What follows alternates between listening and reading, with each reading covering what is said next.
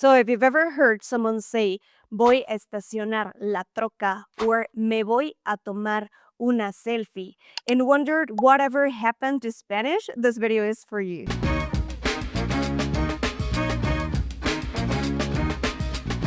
Hello everyone and welcome back to Spanish 85. My name is Mariana and in today's video I'll talk about some things that might seem simple but are actually deeper than you'd expect. We'll go down the rabbit hole and talk about stuff that only a linguist would tell you. And trust me, it's going to be way more interesting and fun than you might think. So get ready to go a bit deeper into jokes, anglicisms, weird grammar changes, and basically stuff that brings a bit of color to the human experience. So let's start by talking about the influence of English in other languages. Now that I think of it, I started off a bit strong with this one because it involves many things, such as linguistic imperialism, gentrification, and even survival. But well, I'll try to keep this section as light as possible, promise. So what happens with anglicisms in Spanglish? The first thing that we should take into account is that languages are like survival skills. As I've said in previous videos, us human beings need to communicate in order to survive. And that's exactly one of the main reasons why Spanglish was created in the first place. Because even if it's not related to an extreme situation, it kind of implies the idea of survival. So basically, Spanglish was born when people living in border areas between Mexico and the US, or in the US and Canada, started mixing English and Spanish, giving some new words as a result. So instead of saying or truck, they started saying troca, and it became an actual word that you can find in a dictionary nowadays. And this word and many other words involve some sort of sense of belonging, because many people who started using Spanglish were immigrants, and they needed to create a new form of communication so that they could feel a bit more at home. So immigration plays a huge part in linguistic changes, because people adapt their way of communicating to their new realities. For example, in Mexico, we say checar instead of revisar. Or some people say me hace sentido instead of tiene sentido.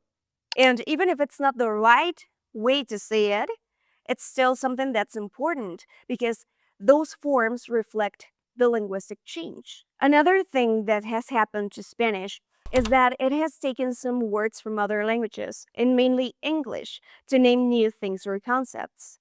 Because tech, music, and pop culture are basically English-speaking domains. And this aspect is directly related to the idea of linguistic imperialism. Linguistic imperialism, according to Robert Phillipson, is the imposition of a dominant language to speakers of another language. So those speakers from the non-dominant language start using terms and words from, for example, English to talk about stuff. So for a very long time, English has been thought to be the dominant language because many cultural aspects revolve around it, and English itself is sometimes seen as a synonym of progress and even style. Immigration from English-speaking people has also caused a big change in how us Spanish-speaking people perceive reality, because nowadays you can find many people out there who moved to Mexico or some other Spanish-speaking country who don't even try to learn our language because maybe subconsciously they think that they shouldn't adapt to the place where they moved. So for example, if you go to Oaxaca, you're going to find a lot of small businesses that have signs in English. So instead of saying aquí se sirve café, they say hot coffee is served here. And this has many consequences to people, since gentrification has a lot to do with the cost of living and even the way in which people communicate. But today we won't go that deep into the topic. Then we have internet Spanish and jokes. And this is where grammar just takes a vacation. People joke around with new ways of communicating. For example, by saying la que soporte or la queso, or fíjate que no mi ciela, which are constructions that are totally understandable for some people, but for some others are not, and they just don't make sense at all. And I think that humor is a beautiful thing because, amongst other things, it allows people to break the rules and create new ways of communicating. Another beautiful thing about Spanish is that it has many variations.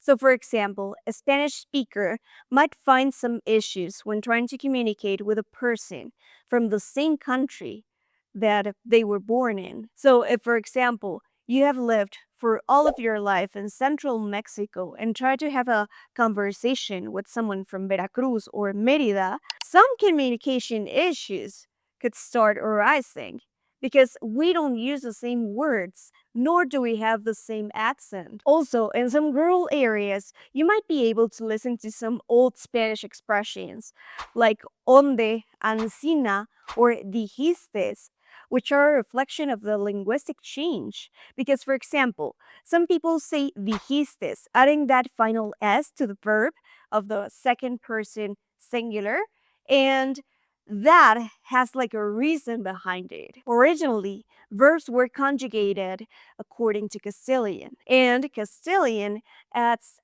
is at the end of certain conjugations. So people say dijistes instead of dijiste, as we say like in all Latin America and all Spanish speaking countries, basically. But some people started taking that conjugation and just kind of like dropped that I and ended up with dijistes, hiciste, comiste. And I think that even if it's not like the right way of saying those words, it's still valid because languages belong to their speakers. Now let's talk about accents. I made an entire video on how the RAE decided to drop the diacritical mark on certain words like solo. So I think that you should really check it out. The thing here is that sometimes we speakers decide to follow a rule and ignore another one. And that's exactly what happened here. Because many of us continued using that accent mark even when they told us not to. So what are your thoughts on this? Let me know in the comment section. So nowadays, we have new technologies, new cultural aspects, and therefore new words like influencer, post, selfie, or cringe. And some of those stick, but some others disappear faster than a TikTok trend. In my opinion, neologisms are a reflection of culture itself. Because, as I said before, we start using new words in the name of progress and communication.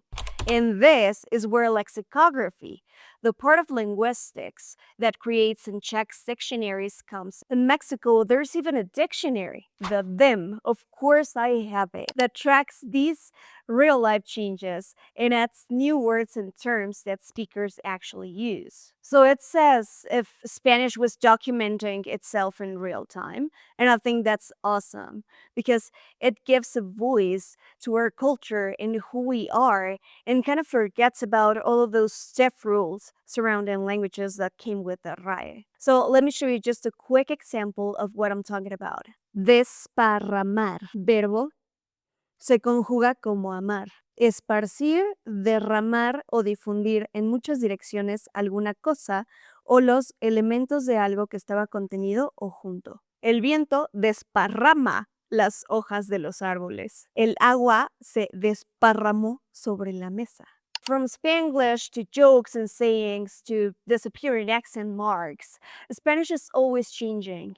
Is it chaos? Maybe. But it's also proof that the language is alive, it's creative, and it's ours. If you'd like to learn more about these topics, make sure to drop a like and subscribe to our channel. And also, if you're interested in learning real-life Spanish, don't miss out on the opportunity to start working one-on-one with one of our certified coaches here at Spanish 55. And also, check out our podcast, Conquering Spanish. I'll leave the link in the description box below. I hope that you have an amazing day, and I'll see you guys later. Nos vemos luego.